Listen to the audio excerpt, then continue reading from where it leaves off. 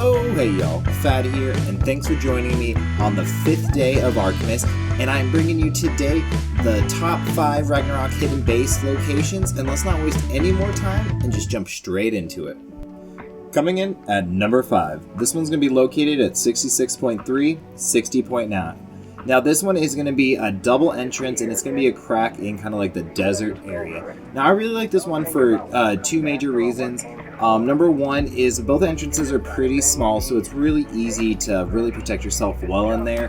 One of them, you can kind of put most of your turrets behind the main entrance a little bit, so they can't really line of sight your turrets. If you put some tech turrets there, they'll really push any carbs out, and it'll help that defend it really nicely. And as long as you give yourself a little space and don't put your turrets right at that entrance or spam it off properly, it's going to be really nice.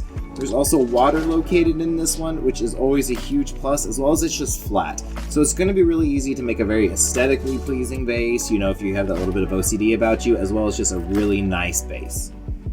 Sliding it into number 4, this one's going to be located at 84.8, 57.1. Now this is going to be the only underwater base location on this list. Ragnarok doesn't have a great amount of underwater base locations in my opinion, but this one's going to be by far the best. So if you just kind of go to the coordinates I gave you, and you just jump straight down, you'll kind of see this little rat hole opening, and it's really nice.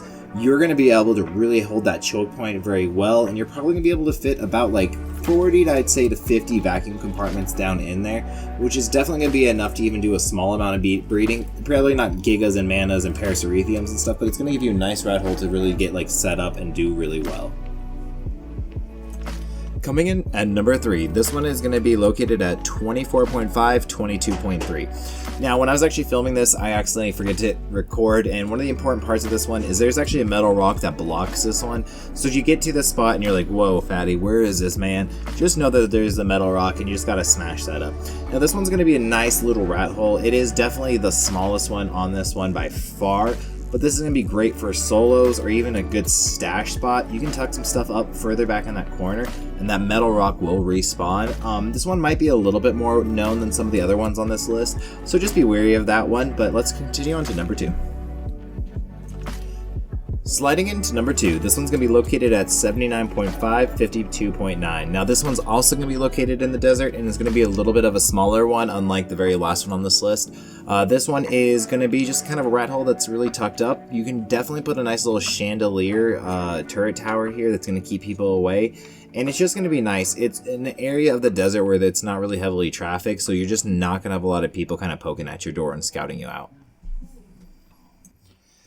So coming in at number 1, this one's going to be located at 52, 79.6. Now this one again is kind of located on the desert, and this one I really like, but there is kind of one caveat to it. So this one is going to be like a little cave, a little rat hole kind of area, and it's going to be big enough so you can do quite a bit inside of it. And the choke point on this one is just French kiss, phenomenal to really lock it down and hold that position well. Now, like I said, there is one little caveat to this one. The back wall does completely open up if someone finishes this cave. Now, this cave on Ragnarok is not the easiest one, and most people don't bother doing this one. They either do the lava golem cave or the ice worm queen, so it doesn't really happen that often. And if you set a turtle wall in this back little area a little bit, you can also farm a little bit of kits and loot from people who do happen to do the cave and don't know that there's a base there, so it can work out in your advantage, but it's just something that you have to be really wary about. So as always, thank you guys so much for watching. If you guys haven't already, don't forget to like, comment, and subscribe. It really helps the channel. Definitely share it out with your friends, and check out the rest of Artemis as well as the Season 3 opener that should be coming out tomorrow, and I will check you guys later. Peace.